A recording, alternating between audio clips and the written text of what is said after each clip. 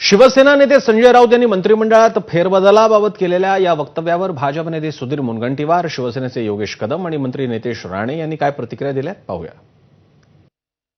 अशी कोणतीही चर्चा कोर टीममध्ये किंवा कोर टीमची तातडीची बैठक अशी काहीही लावण्यात आलेली नाही.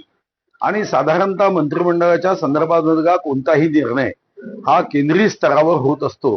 राज्य स्तरावरच्या नेतृत्वांना या संदर्भामध्ये कोणत्याही प्रकारची माहिती अगोदर प्राप्त होत नाही. असा काही बदल होणार असेल तर तो ज्या क्षणी होईल त्या क्षणीच आपल्यापर्यंत पोहोचत असतो.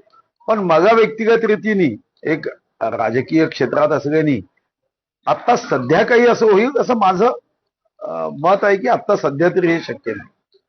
आता सामना जर का सरकार चालवायला लागलं तर कठीण होऊन जाईल.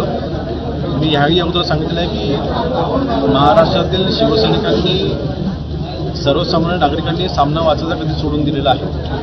फक्त टोमणे वाचण्याकरता कोणाला इंटरेस्ट नाही. आपण बातम्या वाचतो ज्ञानाकरिता, माहितीकरिता, परंतु फक्त स्वतःचा राजकीय अजेंडा चालवण्याकरता असलं वृत्तपत्र मला वाटतं देशामध्ये पहिले वृत्तपत्र असं असेल.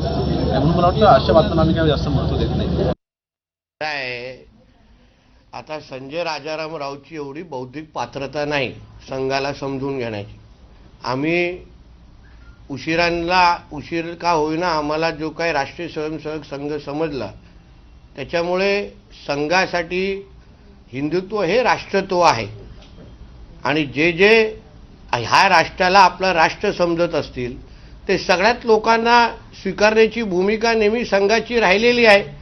म्हणून काही मुस्लिम समाजाचे प्रतिनिधी अगर सरसंघचालकांना भेटत असतील तर ते संघाच्याच विचाराची अनुसरण आहे.